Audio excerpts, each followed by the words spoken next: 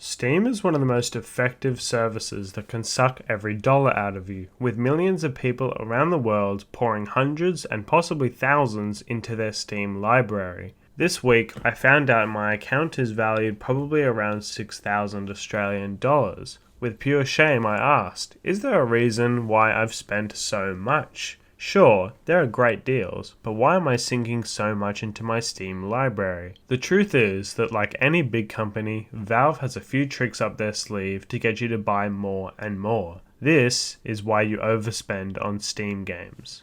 When talking about Steam, one of the first things that comes to mind are the Steam sales. So the number one trick is of course their famous discounts, and this one is pretty obvious. Steam is littered with discounts on the daily. Despite the number of games on sale being disproportionately low compared to their huge library of around 41,000 games, the storefront is covered only with the discounted games. The trick here is to make you think that Steam as a whole service is cheap, because all you see are big discounts on the front page. They want you to believe this, as even if there are no discounts, your brain is telling you that the games there are cheap nonetheless. The second brilliant strategy with regard to discounts is that they've turned the 4 seasonal Steam sales into shopping frenzies. Every year, Christmas, Black Friday, and Boxing Day are the standard shopping spree events around the world. Valve has replicated this through catalog-wide sales with the biggest discounts all year, and they occur at around the same time each year. Valve always does a great job building hype around these events through minigames, trading cards, game awards, and of course massive discounts.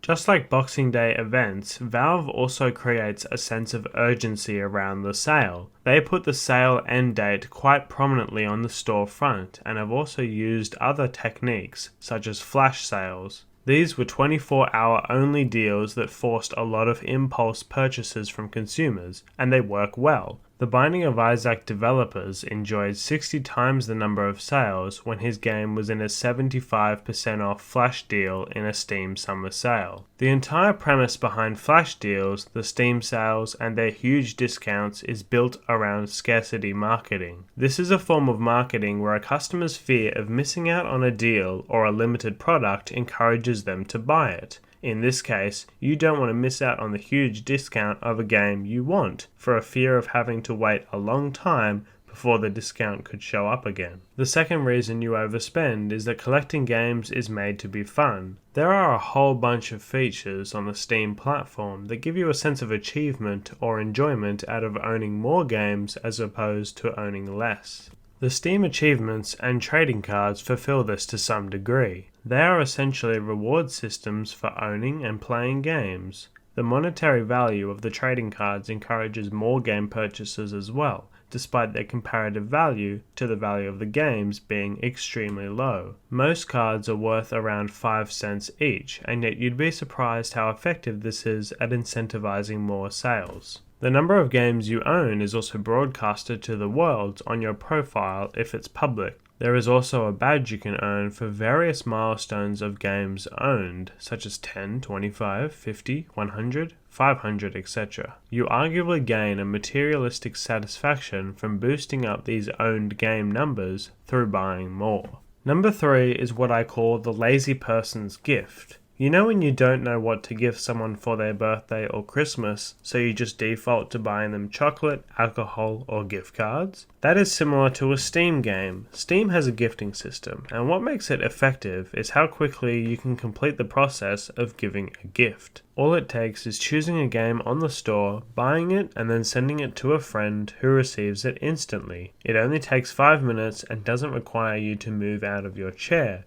This streamlined process has made Steam gifting a very easy alternative to buying other gifts, making it a lazy person's option. I'm definitely guilty of using Steam as my get-out-of-jail card for birthday gifts. It really is an easy option.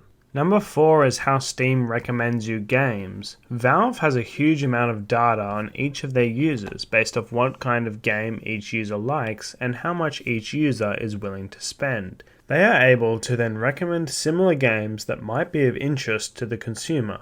If you've bought Terraria, a 2D survival platformer, they'll suspect you might like Starbound and Spelunky too. So, they will recommend it to you tirelessly on the storefront until you get it or until you change your interests. They have a particular focus on games you've played in the past few weeks, as Valve knows that consumers can switch through games rather quickly. So, they want to cash in on whatever genre of games you're craving right now. I started my third Witcher 3 Wild Hunt playthrough recently, and so Valve is pushing me to get Red Dead Redemption 2, another story-rich, open-world adventure. In the past few years, they made all this easier through the Discovery Queue, where you scour through a long list of recommendations to find something you'll like. Valve cleverly gives trading cards as rewards during big sales if you search through that Discovery Queue. What makes this brilliant is that it is good for both you and Valve. We may find a game we particularly like, and Valve enjoys more cash money. They are quite vehement in trying to push something in front of your eyes that you will buy. The fifth reason why you overspend on Steam games is product stickiness. When a product or service is referred to as sticky, it means it is difficult to switch to the product or service of a competitor for one reason or another.